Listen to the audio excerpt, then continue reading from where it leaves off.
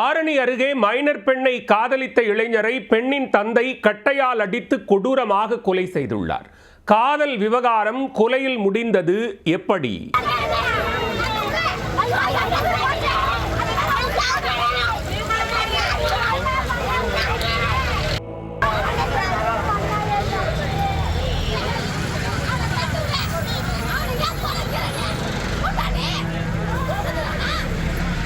பலமுறை கண்டித்தும் மைனர் மகளுடன் காதல் வசப்பட்டு படிக்க விடாமல் தொல்லை கொடுத்ததாக இளைஞரை கட்டையால் அடித்து பெண்ணின் தந்தை கொடூரமாக கொலை செய்துள்ளார்.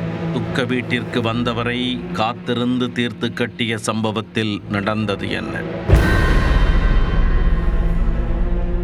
திருவண்ணாமலை மாவட்டம் ஆரணி அருகே உள்ள அனந்தபுரத்தைச் சேர்ந்த வடிவேல் என்பவர் கொரியர் நிறுவனத்தில் டெலிவரி ஊழியராக பணியாற்றி வந்தார். கடந்த 2 ஆண்டுகளுக்கு முன்பு லாடபரம் கிராமத்தைச் சேர்ந்த தமிழ் பிரியா என்பவருடன் திருமணமாகி கருத்து வேறுபாடு காரணமாக அவரை விட்டு பிரிந்துள்ளார்.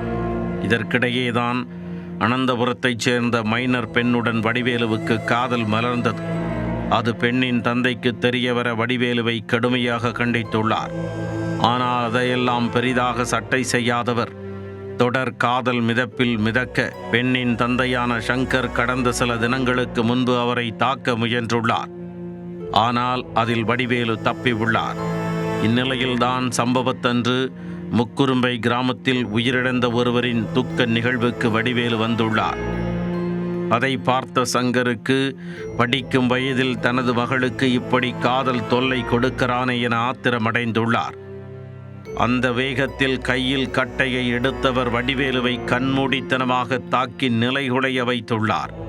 இதில் இரத்த வெள்ளத்தில் சரிந்த வடிவேலுவை அவரது உறவினர்கள் மீட்டு கிளம்பூர் ஆரம்ப சுகாதார நிலையத்தில் சிகிச்சைக்காக அனுமதித்தனர்.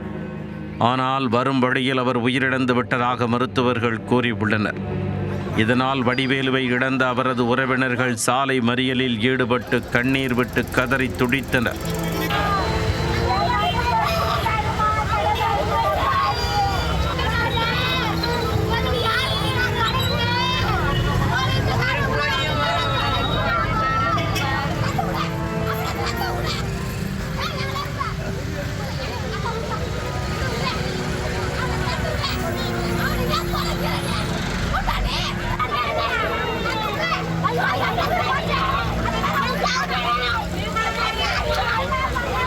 தகவல் அறிந்து வந்த ஆரணி டிஎஸ்பி சுரேஷ் சண்முகம் தலைமையிலான போலீசார் விரைந்து வந்து மறியலில் ஈடுபட்டவர்களிடம் உரிய நடவடிக்கை எடுப்பதாக உறுதியளித்ததன் பேரில் வடிவேலுவின் உறவினர்கள் கரைந்து சென்றனர்.